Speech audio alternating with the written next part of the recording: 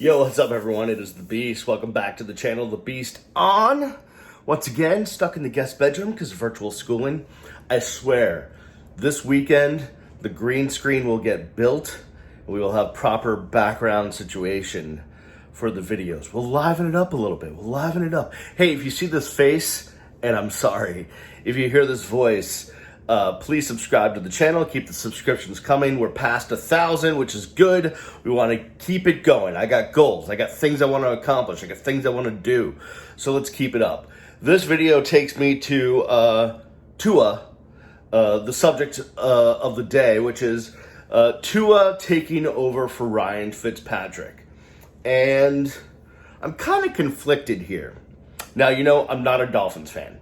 I'm a Patriots fan, which in its own right now sucks, but it's okay because we have the 6 rings, and I'm not gonna, worry about a couple of losing seasons if we have to after doing so much winning. I mean, the pendulum swings. You win, you lose, and to be honest with you, it brings me back to my childhood a little bit when the Patriots truly sucked. Other than there was the 2 years, right? The Super Bowl against the Bears, Super Bowl against Packers, but in between all of that was really bad football with the likes of Steve Grogan and Tony Eason and Hugh Millen and Hartley Dykes and just some bad football that I saw at then was Sullivan Stadium, and then Foxborough Stadium, and before they built the new place. So I've been through really bad football before. And it brings me back to my childhood. So let's suck. Yeah. But let's talk Tua and Fitzpatrick. First of all, let's start this off by saying Ryan Fitzpatrick knew on draft night when they drafted Tua that eventually Tua was going to get an opportunity to be the starting quarterback for the Miami Dolphins. So, the writing was on the wall.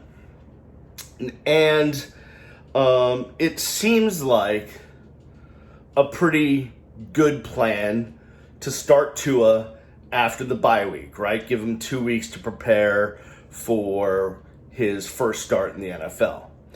My only issue, and we don't know this, at least I haven't read it, is what was the internal communication like between Chris Greer and Brian Flores and Fitzpatrick and Tua about how this transition to Tua would take place.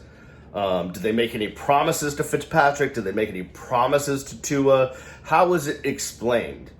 Because generally speaking, in the NFL, you don't lose your job if you've been doing it quite well and winning. And Ryan Fitzpatrick has been doing that for the Dolphins team, right? He's won a couple of games in a row. He's looked good. He's got a little bit of that Fitz magic.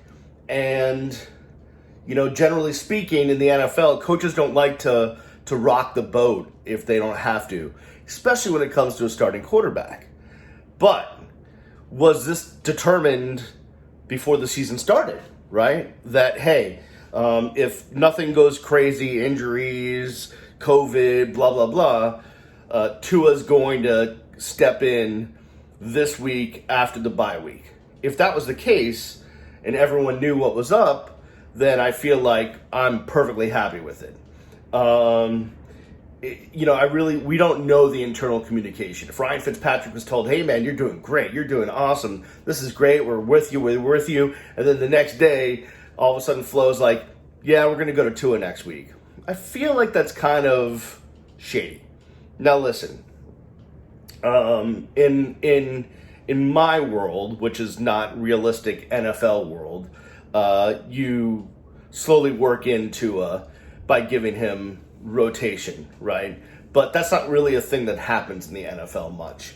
It happens a lot in college where you give the backup quarterback the 3rd series and the 7th series or something like that. You work out a plan so that everyone knows what's going on, everyone understands, and the young guy gets some run. That doesn't really happen in the NFL. You have a starting quarterback, and unless he gets hurt, then that's your starting quarterback. But I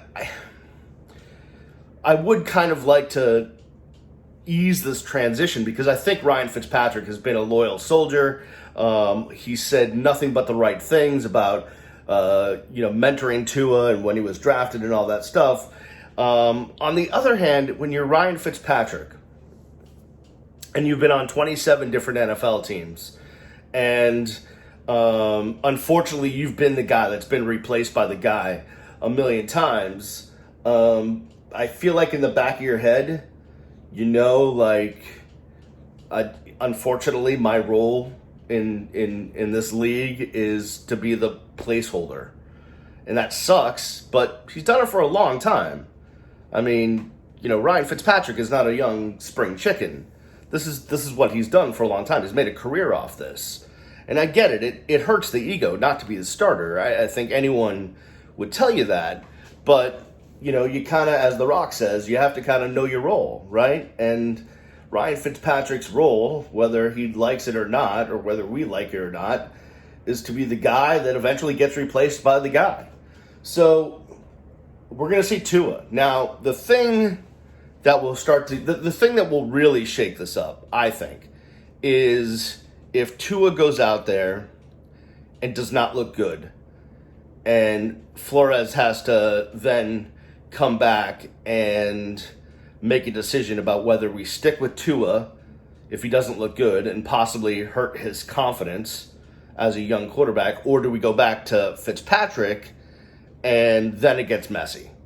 Because if we're flip-flopping quarterbacks every week, and it just becomes a mess. So that could be ugly. So for right now, because I don't know all that went involved in the internal communication of this, I feel bad for Ryan Fitzpatrick. He obviously took it really hard when they told him that Tua was going to get the start. But it's a business, right? It's a business. When you work for any company and they go out and get the young star, and that young star can do your job, eventually that's what's going to happen. You may not like it, but that's what happens. It happened to me. Quick radio story. Way back in the day, when I was working at WQAM the first time, I was in a meeting with the boss, and the boss said, "Hey, unfortunately, Ed Kaplan is no longer with us. He's not doing the 10 p.m. to 2 a.m. show. We're going to try you out at it, and we'll see if we give it to you."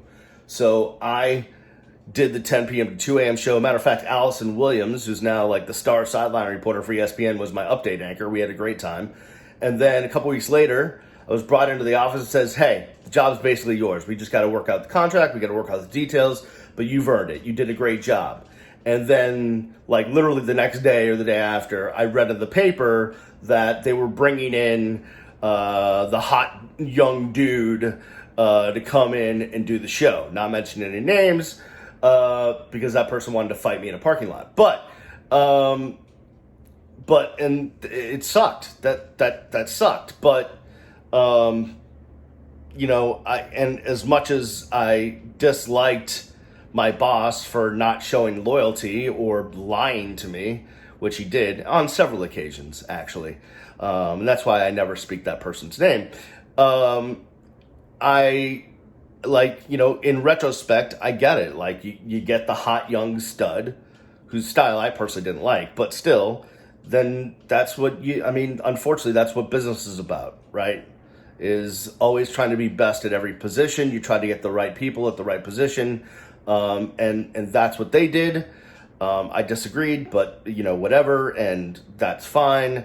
That's what's happening in this instinct, is the Dolphins went out and clearly got the guy they thought was going to be the future of their organization. So Ryan Fitzpatrick has to know that in the back of his head. So it hurts now, but big picture wise, it's probably the right move. Again, I would have liked to known how this was all discussed internally, but we don't know that. Like, the press doesn't meet with Chris Greer to get insight like that, except for like once a year in April, so around the draft. So that's where we are with that. So we'll see how Tua does. I wish him all the luck. I really am excited. To be honest with you, as someone that like literally is grown up rooting against the Dolphins, I really find them impartially. I find them as an organization that's turning around. I really like Brian Flores as a coach. I really like what they're doing. I like a lot of the players they have. I think they've groomed their players. Gesicki has gotten better. A lot of guys have gotten better. So I'm excited to see what Tua does. Seeing what Herbert has done and Josh Allen and these young quarterbacks, I'm really excited to see if Tua is on that same level and can bring that same excitement to South Florida. That'll be fun to see. All right, that'll do it for me. Again, subscribe to the channel, hit the little bell so you're notified when new videos are up, and tell your friends all about it. If you see it on the Twitter, retweet it. If you see it on the Facebook, share it. If you see it in the YouTube, send a link to somebody. Whatever you do, share, tell them, do all that. And I will see you next time, and I'll see you when I see you. Peace. Why do I do the finger guns? I don't know. I feel like Stu Gatz. It's weird. I'm doing the finger guns. Peace.